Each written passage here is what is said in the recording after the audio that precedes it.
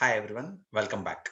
In this video, I am going to demonstrate the packet tracer activity 10.1.4 where we try to configure the initial router settings. This particular packet tracer activity has many similarities with our module 2 activities where we did the same for a Cisco switch. So let's start doing it. So now go to your netacad.com, log into your CCNA one course, and then you see all the contents index written over here. So I'm going directly to module 10, which is basic router configuration, in which there you can see the 10.1.4 packet tracer configure initial router settings.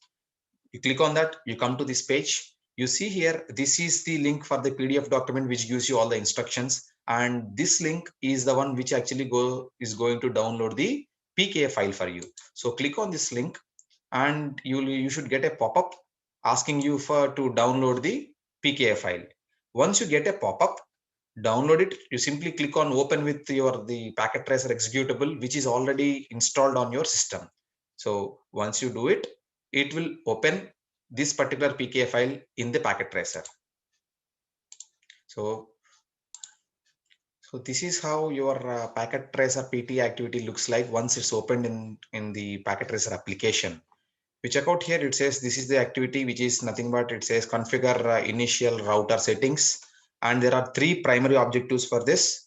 The first objective is the verify the default router configuration. The second is configure and verify the initial router configuration, and the third one is save the running configuration file. So our entire activity is divided into three parts. So let me go down to part one, and if you check out what's given, you are actually given one PC and one router. There is no connection between them. So let me go to part one here. It says verify the default router configuration. Okay. So step one, it says that establish a console connection to R1, choose a console cable, click PCA and select RS232, click on R1 and then select console. Fine. We did this countless number of times. So for me to do a console connection between a PC and a router, first I need to take the console cable.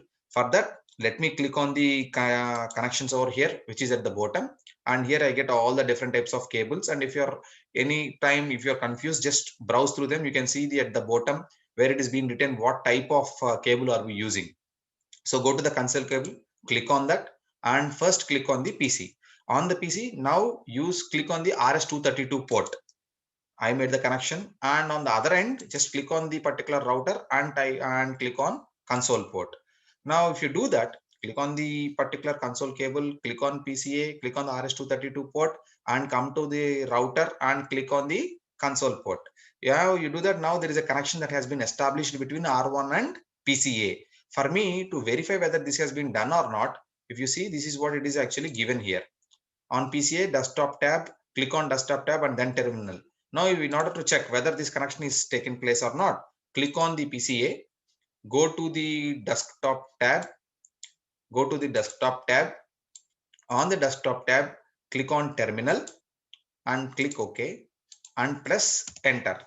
There you can see router has already come. That means that there is now a connection between PCA and router. Now I can actually do the configuration of this router through my PC. So I did this. The completion has gone up to 20%. Let me see what else is there. So come to step 2. It is asking me enter privileged mode and examine the current configuration. For me to enter into let me put this also here so that it will be easy for me. I suggest you do the same so that it will be easy while you read here and you can work here. So type in enable. Now I went from user mode to privileged mode and it is asking me show running configuration. Okay, show running, and please make it a habit of using tab so that it can auto complete almost all your commands, thereby reducing the errors made by typing errors. So I use the tab here, it auto filled the show running config, press enter. Now there are several questions which are asked here. It is asking me what is the router's host name, how many fast Ethernet interfaces does it have, how many gigabit Ethernet interfaces are there, how many serial interfaces are there, and what is the range of values shown for the VTY lines. If you check out here, it is only showing only a part of the output. Now you can see there is a more written down here. When you see the more, that means there is still some output that you need to check out. So currently it has given me host name is given as router. And for me to see the remaining of this output from this command, I need to press spacebar. So if I press spacebar, it keeps scrolling down. So I see the first interface gigabit Ethernet. Now just if I scroll up, there are 2 gigabit Ethernet interfaces. So the answer for this question is 2. Similarly, the answer for this question, how many serial interfaces? There are 2 interfaces. We see out serial interface 0, 1. So there are 2 serial interfaces. And once again, I have to come here and click spacebar so that I can scroll down further. And 1, 2, 3, 4. There are 4 fast Ethernet interfaces. And what is the range of the value shown for VTY lines? I have to click spacebar again. There you go. The range of the VTY lines is 0 to 4. This is what it is given here. So these are the answers for these 4 questions. And I have to click spacebar again. So I can come out of it. That's been done. And I have answered this question. Now it is asking me show startup config. Type in show startup config. Once again, I request you to make use of the tab statement. Tab key. Please try pressing tab key after giving a little bit of input so that it will auto complete your commands. Press enter. Now it is telling me startup config is not present at all. So what is this? Why it is not present? Because nobody has saved anything to the NVRAM. There is only this particular router is currently running only on running configuration. There is no startup configuration as of now saved into it. That is the reason you got that message.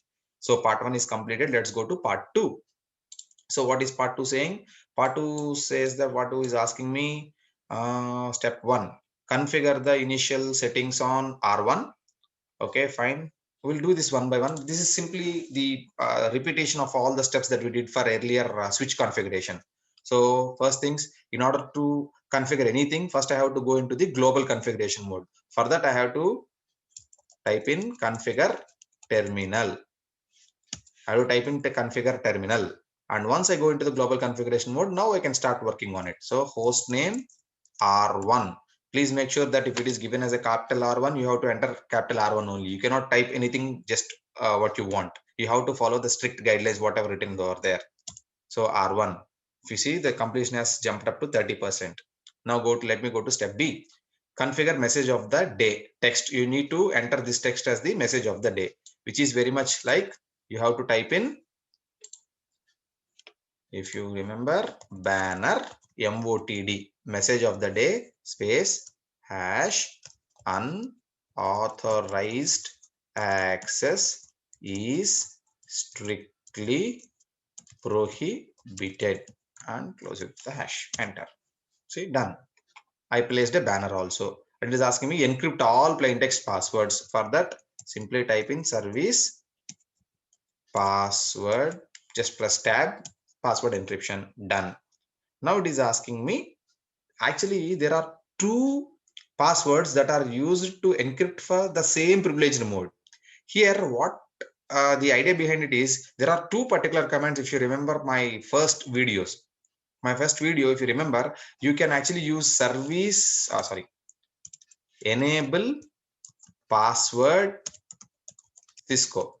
Sir, why did you use password Cisco? Because to actually safeguard or to secure your privileged mode in an unencrypted format, we use the command enable password. And it is asking me set the password as Cisco. So I accept enable password Cisco. But to do it the same, to secure the privileged mode with an encrypted password, we use the command enable secret. It's a secret. Remember that once we do this, this will only be active. This particular inside secret password only will be active. Your Cisco password will not be active. Simply the reason behind this is this has got more priority. Now if you don't enter this command, it will still, the Cisco only will be taken. Once you enter the enable secret, it's a secret command, this will become null, or this won't have any impact anymore. Okay. Now it is asking me for the console, let me in. So for console line console 0, enter password. It has given me let me in. This is asking me to set this particular password. So password let me in, and don't forget you always has to give login there. If you don't give login, this won't work. The password won't work. Okay, fine. Now let me go to step 2. See, the completion is up to 90%. Let me go to step 2. It is asking me verify the initial settings on R1. Okay, how do I verify it? For me to use any show commands, I typically have to go back to the privileged mode. So I have to type in to exit, then I come back to the privileged mode, then I can type in show running tab. See, now initial settings. Now I can actually see it. Okay, I can actually check all these things now. There you go. I press spacebar. Whatever I entered here, everything is written down here. You can see there is a console zero. I put password in here. I put the banner also. I can check out everything. Now it is asking me exit the current console session until you see the following message. For me, just I need to type in exit. So I need to come out. It will kick me out. Now I got this message. R1 console 0 is now available. Press return to get started. Fine. Now press enter. It says, see now whatever banner message I typed there, it is now showing to me this. This is what it is showing to me. Unauthorized access is strictly prohibited. It is asking me why should every router have a message of the day banner? The answer to this question is pretty simple. Banner is nothing but it's a legal notification. It will tell the intruder that you are not supposed to be here. You are not supposed to touch these things. That is the reason we see it everywhere. Unauthorized entry is prohibited. Authorized access only. You see different types of placards being hung. Trespassers will be prosecuted. The same way I'm doing it here. Now let me go into this. Now it is asking me for the password. It's the password I have to use here is let me in. Remember, this is the password that we used for console. That is the user mode. Now I entered into the user mode. Now I go into the privileged mode. Here I need to type in enable. Now it's asked me for password. If you remember, I set up two passwords. Now if I type in Cisco here, it is not taking the Cisco as a password because I told you once I type in the command enable secret, it trumps enable password command. So now I have to type in here, it's a secret. Only then it will allow me to enter into the privileged mode. Okay. So enter the pass. This is the same thing. These are the questions that are being asked here. It is asking me why would the enable secret password allow you access? The simple reason is once I type in enable secret command, this takes priority on the enable password command. So only the secret works. And if you configure any more passwords, will they be displayed in plain text? No, they won't be displayed in plain text. They will only be displayed in encrypted format simply because I used the command service password encryption. Whether I am doing it now or any future passwords I set up, everything will be encrypted only. Okay. Now this is another question here. If you are prompted for a password before reaching the user executive not prompted for a password, that means when I press enter here, if it does not ask for a password, what did I forget? I told you about the login command. I hope you remember. Unless until you type in login command, it will won't prompt for a password because login is mandatory so that the password will be accepted and any other has to be authenticated. Now let me go down. Let's go to part 3. It's asking me save the running configuration file. Okay. This is a simple thing. What command did you enter to save? For me to do that, I can actually type in copy running tab startup configuration tab, enter. That is how we copied. We did this many number of times. You see here the completion is 100%. Now it is asking me what command did you enter to save the configuration. This is the command which I entered it. It is also asking me what is the shortest unambiguous version. There are different things people generally use, but for me the best thing is COP space R space ST. It is the same. It is a short format for your entire for this command. This command can be written as a shortcut as this COP R space ST. COP space R space ST. It was the same. Okay, this is done. And there is an optional step 2 also. Let me try that. Save the config startup configuration file to the flash. Okay. Now it is asking me first examine the contents of flash. So let me see. Show flash. Enter. Now this is there is a directory. Something is given over here. It is asking me all the information. Okay, now it is asking me how many files are currently stored in flash. There are 3 files. 1, 2, 3. There are 3 files. Which of these files would you guess the iOS image? Why do you think so? It's very easy. The size of the file which is highest, which is the largest, and also the file which has got a .bin extension. This is your file. This is your iOS image file which has a .bin extension. Remember that. And now it is asking me copy. So let me try copy startup config directly to the flash. I can do that. See, it's now saying now I copied my started config file into the flash memory. It is also asking me, why don't you check whether this has been copied or not? So I can go here, type in the same show flash command, which I just did. See, this is it. Now you can see that the startup config file is also saved. Okay. So that's it from my side. This is a very small activity, and I hope everybody try this. It's a very simple thing. Just we only use maybe one or two commands. We didn't go much deeper into this. In the next particular one, we will start doing the configuration for the interfaces of a router. So thank you very much, and I'll see you in the next video.